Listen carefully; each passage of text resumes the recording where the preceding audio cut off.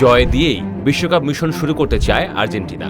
Brazil, Spain, Uruguay এখনও জয়ের দেখা না পেলেও 2022 আসরের প্রথম ম্যাচের স্মৃতি ভুলে জয় দিয়ে বিশ্বকাপের শুভ সূচনা করতে মরিয়া স্কালোনি বাহিনী। তবে বিন্দুমাত্র ছাড় দিতে রাজি নন জিনেদিন জিদানের পৈতৃক নিবাস আলজেরিয়া। 4 বছর আগের বিশ্বকাপের প্রথম ম্যাচের তিক্ত স্মৃতি এখনও ভুলে যায়নি লিওনেল মেসিদের দল। তাই এবার শুরু থেকেই কোনো ভুল করতে রাজি নয় তারা। চলমান বিশ্বকাপে এখন পর্যন্ত মাঠে নামা লাতিন আমেরিকার কয়েকটি দল আশানুরূপ শুরু করতে পারেনি। ব্রাজিল ও উরুগুয়ে ড্র করেছে, অন্যদিকে প্যারাগুয়ে ও ইকুয়েডর হেরে গেছে নিজেদের প্রথম ম্যাচে।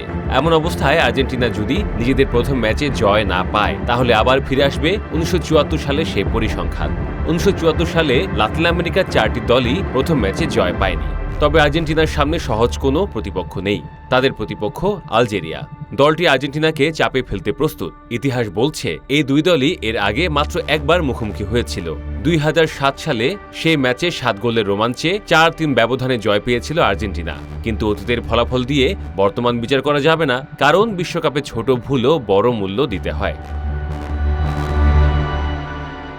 এদিকে আর্জেন্টিনা শিবিরে এসেছে কিছু স্বস্তির খবর। চোট কাটিয়ে হুলিয়ান আলভারেজ ও এমিলিয়ানো মার্টিনেজ প্রথম ম্যাচেই মাঠে নামতে পারেন। তবে নিকোলাস তালিয়াফিকোকে নিয়ে এখনও কিছুটা অনিশ্চয়তা রয়েছে। অন্যদিকে Molina, Romero, Rodrigo De Paul, Mac Allister, Enzo Fernandez, Lionel Messi ও থিয়াগো আলমাদার একাদশে থাকার সম্ভাবনা অনেক বেশি।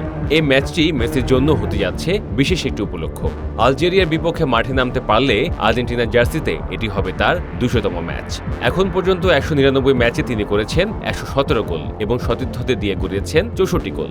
আগামীকাল বাংলাদেশ সময় সকাল 7টায় শুরু হবে এই বহুল প্রতীক্ষিত লড়াই। 4 বছর আগে প্রথম ম্যাচে হোঁচট খেলেও শেষ পর্যন্ত বিশ্বকাপ জয়ের ইতিহাস লিখেছিল আর্জেন্টিনা। এবার সেই শিক্ষা নিয়েই শিরোপা ধরে রাখা নতুন মিশনে নামছে মেসির আর্জেন্টিনা।